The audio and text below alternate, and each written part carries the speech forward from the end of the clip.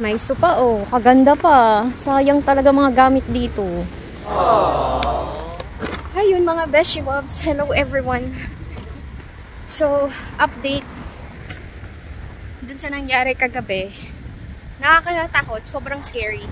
So, late na ako lumabas ngayon kasi wala naman akong work ng umaga. So, yun nga, ito hapon na ako lumabas. Tapos, yung sasakyan na sinakyan ng lalaki is nandun lang nakapark. Hindi talaga ako dumaan doon sa tapat ng sasakyan, doon sa kabilang lane dumaan. So, if ever maulit pa siya mamaya, sabihin ko na sa amo ko, tapos magre-report na ako sa police. Kasi sobrang scary na, alam mo yun, okay lang na mag-hi ka or sabihin mong maganda yung tao, pero not to the extent na lalapit ka dun sa may pintuan para mag-wave. Kasi yung main door namin, ano yun, glass door. May glass yun, or yeah, may glass tapos may bakal, may metal. Hindi ka basta makakapasok. Kahit basagin mo yung glass, hindi mo mapapasok. Ay, kinakabahan talaga ako. First time nangyari sa kanya. Alam niyo naman, gabi na ako minsan umuwi, or pag may mga party, madaling araw na ako umuwi, okay lang. Walang problema. Pero this time, my goodness, talaga, natatakot ako. So, hopefully, God will protect me. Hinakabahan ako mga besh. The next day. Good morning everyone. Happy Friday. I don't know if it is happy or not, but for me it's not. 2 nights na po ako hindi nakakatulog ng maayos because of some reason. Mahirap pala maging sikat. Mahirap maging sikat. I feel na. Hindi pa ako sikat na pero may stalker na ako. Hindi ako proud. Nakakaba. Kasi anytime baka pwedeng may mangyari sa'yo or what. Ako lang ba yung overthinking or what. Pero nakakatakot na talaga kasi dun sa mga i-upload kong video, ikakwento ko sa inyo kung bakit. But since andito na ako, ito na. Last Wednesday, I was really tired. Kasi diba, may work ako ng morning ng 4.5 hours na malaking bahay. Pero minadali ko kaya 4.5 hours lang. And then, I have to take my step papunta dun sa kabilang trabaho na it would take 20 minutes. So, ang pagod. Pagdating doon, malaking bahay din yun. 2 hagdanan pataas. Nakakapagod sobra. Even yung amo kong doktor, sa psychiatrist, sabi niya, you're not feeling okay. Sabi niya, would you like to take a rest? Sabi ko, no, it's okay, I'm fine. I'm almost finished. Sabi ko. Kasi nahalata niya na I'm not good that day. So, sabi niya, you're so clumsy kasi nabibitawan ko yung mga bitbit ko, natutumba yung mga bagay-bagay. So, sabi niya, pahinga ka muna. Sabi ko, hindi, matatapos na ako. And then yun nga, sa sobrang pagod ko, pag-uwi ko dito, syempre next step ako. Wala talaga ako sa mood. May lalaki na naka-blue car na nag-open ng door niya kasi pababa siya. Tapos parang ngumiti siya sa akin. Ako naman no pansin, diretso padyak, ganyan. Kasi malapit na kasi doon lang sa kabilang bahay. 3 houses away from us. Ganon. Tapos dire-diretso lang ako. And then, I was thinking, kasi parang itsura niya, parang yung boyfriend nung namin dito, nung border. So, I was thinking siya yun. So, parang, kasi nagpapahinga pa ako sa may pinto. Pagdating ko, hiningal ako. Papahinga pa ako sa may pinto. And then, nung nagpahinga ako, hindi ko agad nasara ko naman yung pintuan, nakapasok na ako, tapos parang follow siya, akala ko kasi siya, so inopen ko, sabi ko, yes, ay hindi pala, tapos niya, you speak Netherlands, sabi ko, no, English only, tapos sabi niya, you're so beautiful, sabi ko, okay, parang blanco ako, sobrang pagod, hindi ko alam paano mag-respond, sabi ko, okay, sorry, in-close ko na, tapos kinabahan ako, dinobol ako na yung pinto, tapos, yung amo ko sa kabila, dun sa isang bahay, inas nga ako na, ibigay ko yung susi nila agad-agad, right away, sabi ko, okay, sige, kararating ko lang. Kahit pagod na pagod ako, kinuha ko nilagay sa sobre, bumaba ako nilagay. Hindi na ako nag-jacket at nagsapatos eh. Tapos, ayun, dinlag ko na yung susi. Tapos, wala namang tao sa kalsada nung lumabas ako.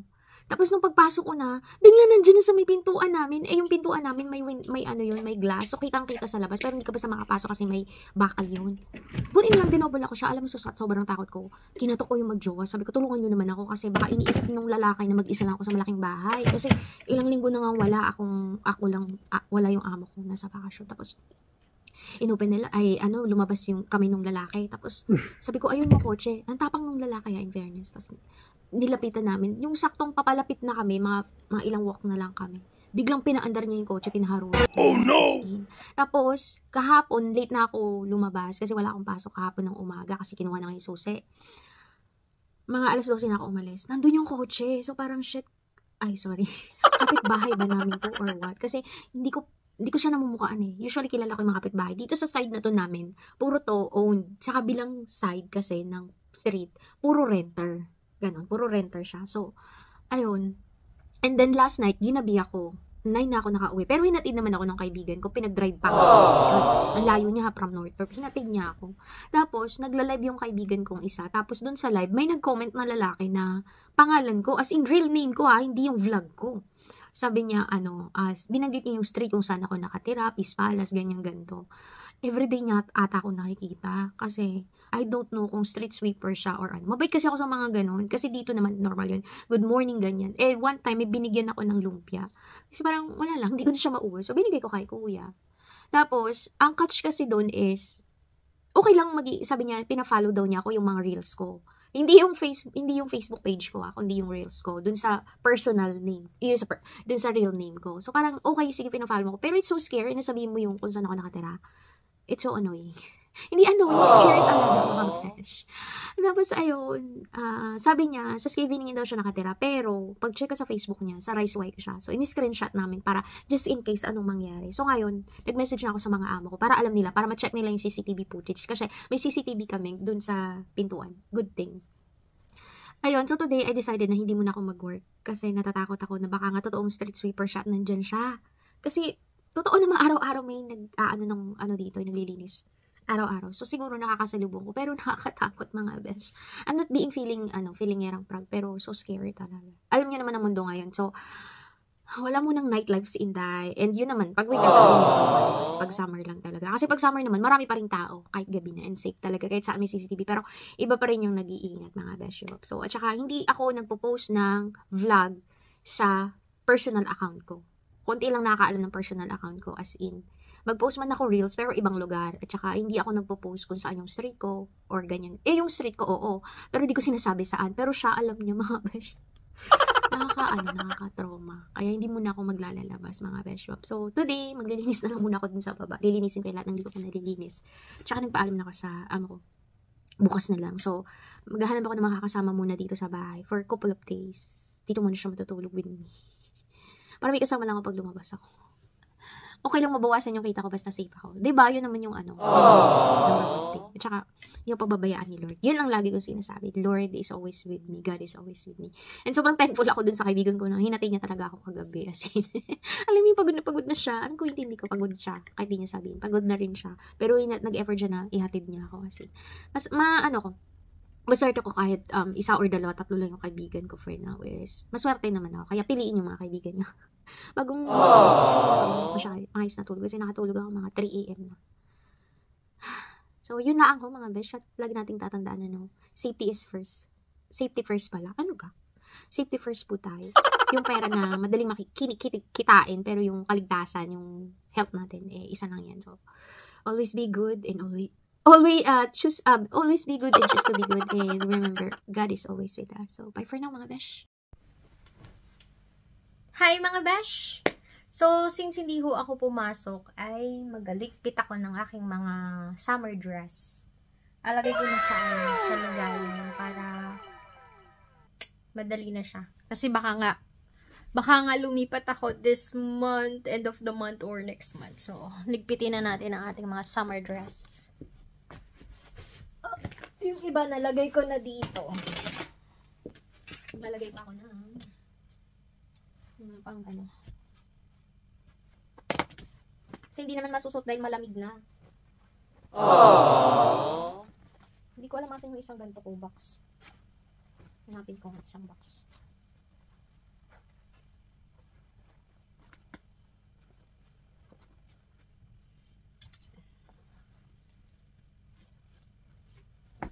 Diba yung mga dress ko pang bata lang. Siyempre, balik lang naman ako. Pero size medium na ako. Dati talaga, extra small ako ngayon. Medium. Alam ko, dalawa tong box ko. Yung ganito. Ay, nasa dulo. Mga besh, puno ng pang winter.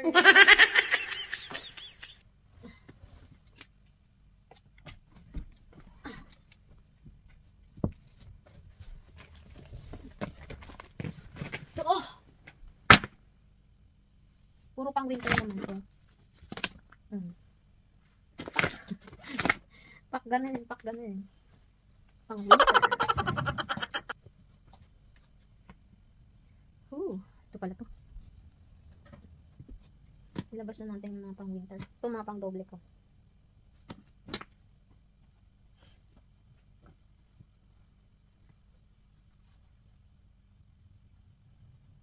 Alam niyo ba pag winter, grabe yung patong-patong na damit ko. Maabot ng 5, ika-5 yung jacket. Aww. This is nice.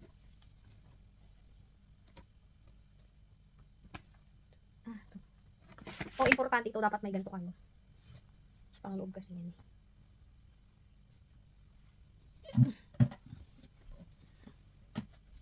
Hindi na natin na pang winter. Ay, pang summer. Pak, ganun.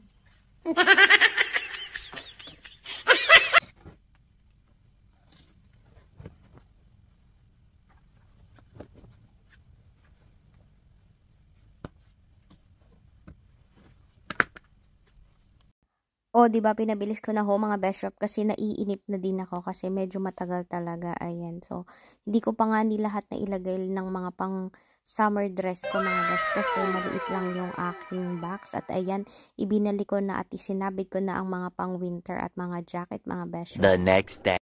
The next day ho ay Saturday, kami ay namalengke ni Ining. Nagtrabaho muna kami ng 1 oras at kalahati. Kinopol ko na lang siya or sinama ko sa trabaho ko para mabilis. And wala naman kami ibang lakad kaya kami ay namalengke kasi gusto daw niya ng ginataang tulingan. Kaya ako ay nagluto ng ginataang tulingan mga beshwap at ari yung aming biyahe papunta sa palengke mga besh. Alam ko naman palagi nyo itong nakikita yung palengke dito sa amin. At ayun na, nakarating na kami sa palengke. Unang nakita namin is yung mga fruits, and then papunta kami dun sa fish section or seafoods kasi nakahiwalay talaga yung seafood section sa mga prutas, sa mga gulay at sa mga iba-iba pang mga mabibili dito sa palengke. At grabe, ang daming crabs nung araw na yun. Kaso hindi tayo pwedeng palaging naka-seafood or naka-crabs. O, diba? Ito na yung inagaon heaven. Char. Heaven din sa high blood mga besh. Yan, nung lalaki po ba yan naman ng crabs nung araw na yun. And alam nyo ba, bumili ako ng maliliit na isda kasi gusto ko na ng pritong isda. Ang tagal ko nang di nakakain.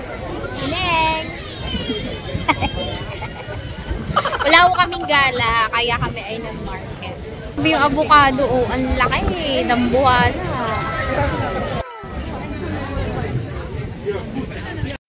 Ayan mga beshwa, pauwi na ho kami yan at nabili na namin ang dapat naming bilhin at nakakatuwa at paminsan-minsan ay kailangang mamalengke. At yun, nakapulot pa kami mga bebe. Nahawa na rin saan sa pagrampot ng mga basura. Kaganda naman kasi. Oh, tingnan nyo, 2 pa. Diba? Sayang din. Napabox na.